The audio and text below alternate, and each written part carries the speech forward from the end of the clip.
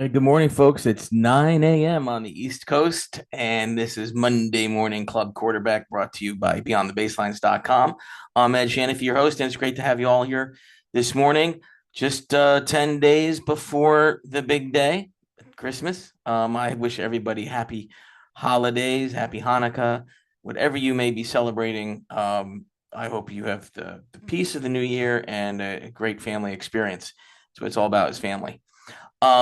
Today is an interesting theme I came up with, and I gotta put it into context and perspective for you. So I live in Vero Beach in the winter. My daughter goes to Vero Beach High School and plays tennis there.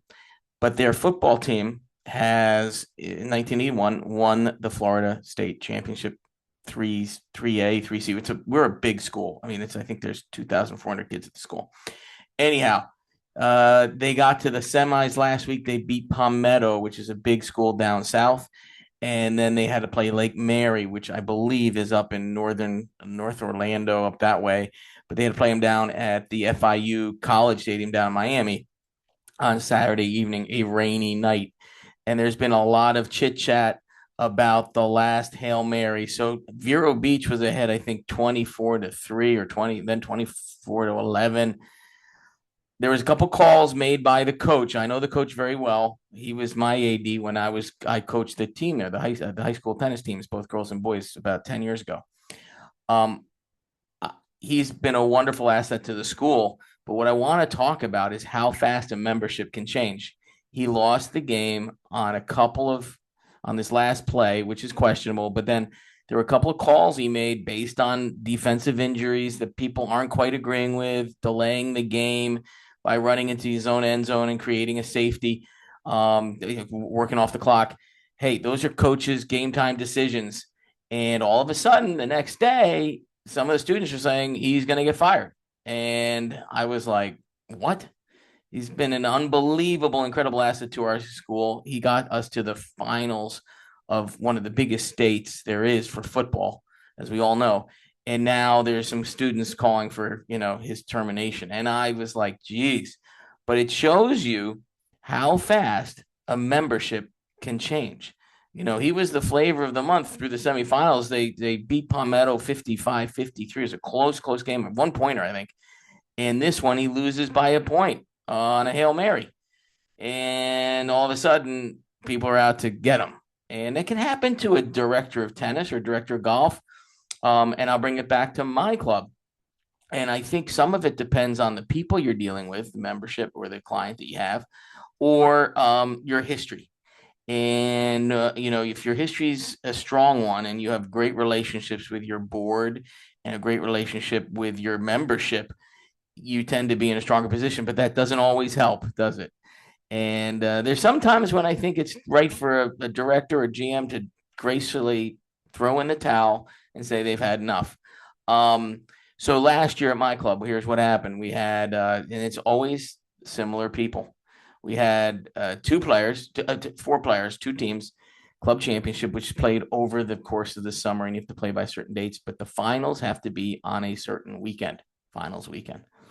And so one team was in the semifinals, and they got to the semifinals. They won in a third set tiebreak, and they immediately came to me and said, "We can't play on finals weekend." And I said, "Well, that's unfortunate because normally a gracious member would have at match point gone up, shaken hands, and conceded, knowing that they couldn't play on the weekend that was preordained for the final."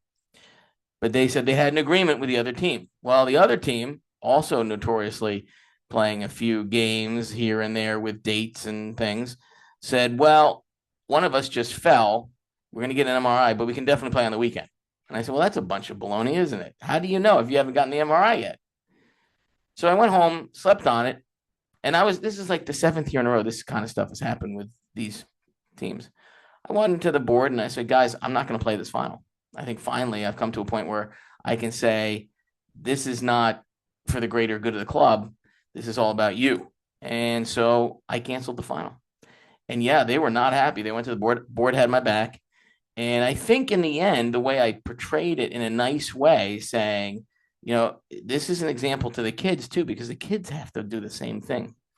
They have to be there on that specific weekend. So I think I won that battle, and I still have my job, but it is a gamble you take every time, just like a coach takes when he decides to run off the clock by running backwards. So every decision is important that you make as a GM, as a board member, although you probably don't get fired as a board member of an equity owned club. You just don't get asked to be back on the board after 3 years, or as a department head, or even as an employee. Every decision counts. And I want to make sure that people realize that and understand that you're never working outside of a context. You're never working outside of the members' views. You're never working outside the views of your employees either, because they can come back and bite you in the butt. So just know that no matter how wonderful you may be last weekend, this weekend may be a totally different case.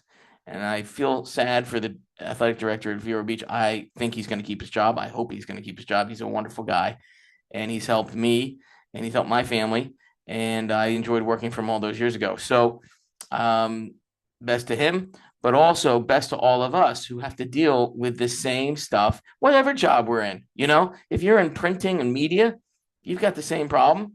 Your next decision could be your last decision.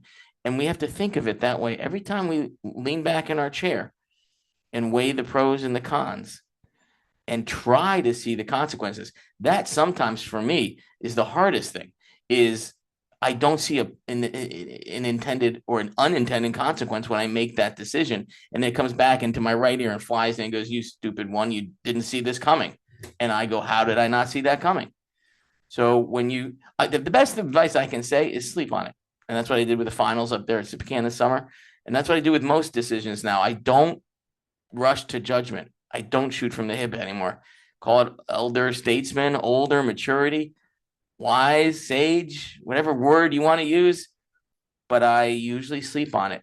I can usually go home, talk to my wife, talk to my daughter, who's very good at this stuff, and wants to go into professional tennis management, and think about how that decision is going to affect me, the club, the membership, and the community.